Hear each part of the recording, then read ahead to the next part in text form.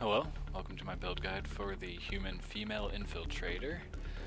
She's kind of a jack of all trades, definitely very strong character, a little bit less specialized, I guess, than counterpart in Mass Effect 3, able to pretty much take care of everything that she needs to. So definitely a great character. I would say one of the stronger starter common classes.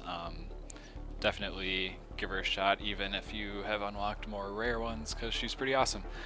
I've got mine at level 20, rank 10, so I do have the total number of skill points. If you're not rank 10 and you're just level 20, I would say skip out on Sticky Grenade.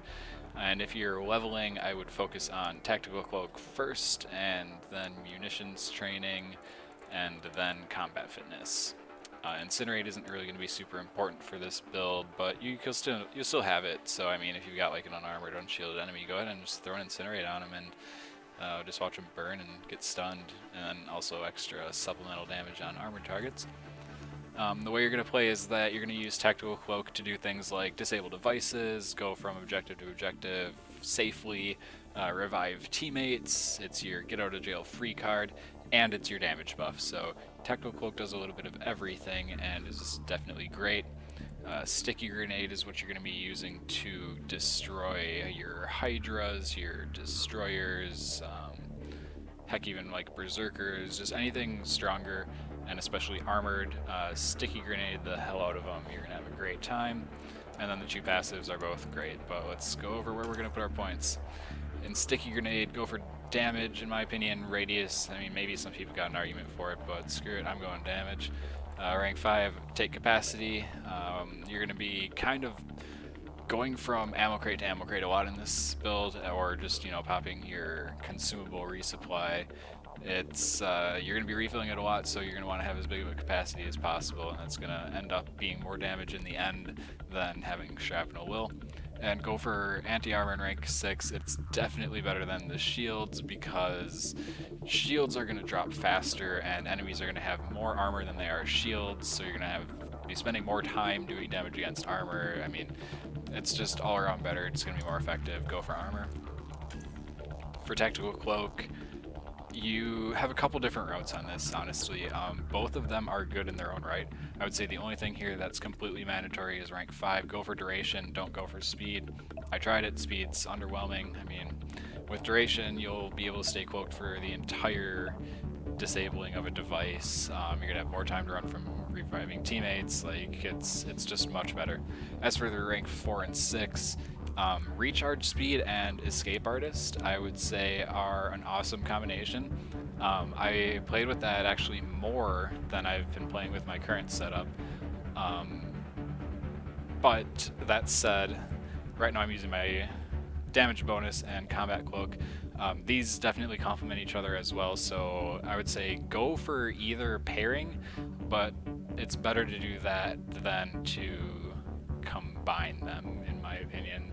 There could be an argument made maybe for recharge speed and combat cloak. I guess like that's definitely like another option, I suppose. I shouldn't have said it's just the pairs, because that's definitely an option too. Maybe I'll give that a shot in a minute here. But anyways, Tactical Cloak is awesome. Munitions Training is also awesome. That's why I say prioritize that over Combat Fitness.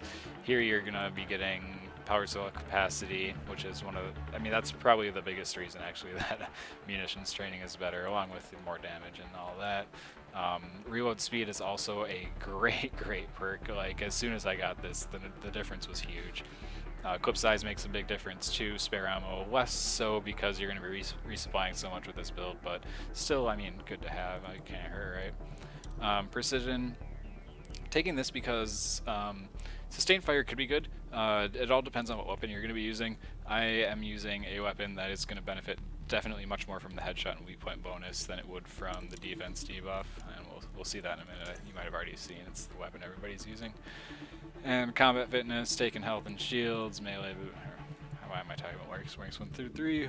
4, I'm taking health and shields as well, because we don't need melee. Rank 5, offense positioning. Very noticeable, especially that regen delay. Like, difference is huge. The damage resistance also noticeable. not as huge as the regen though, honestly. And then rank 6, hold the line, also noticeable. Every time I get low health, I still feel fairly safe with this build, so that's pretty cool. And as for the weapon I was mentioning before, the Vanquisher, everybody kind of knows how great this sniper is. It's creating all those forum posts you're seeing with people saying snipers are overpowered, you know, because of this one sniper, basically. And I do think it's kind of weird that this rare is better than the ultra rare that functions similarly to it, but whatever, I'm not a developer. I've got the, where is it, there we go, barrel and the ultralight materials. I'm kind of embarrassed by that level 1 barrel, but whatever. I did play around with thermal clip for a bit, but again, since you're going to be resupplying so much with this build, like, it's kind of redundant to have the spare clips, so the ultralight materials lets me stay at 100% recharge speed, which gives me more cloaks, which really cloak is just that cool and important and functional more than anything. That having more of them is definitely a great thing to have, and I don't want to kind of ruin that by going over. I finally got my Juggernaut shield, you know, just in time for me to do this Infiltrator sniper video after I didn't have it for the duelist, but whatever. Consumables, I mean, I don't know. Is this really important? I have been pumping out a lot of my sniper rifle amps, that's why I only have that many left. And I don't know, what else do I usually use? Yeah, whatever, who cares? You guys can pick. That's fun, right? So let's do Pug Gold and see what happens.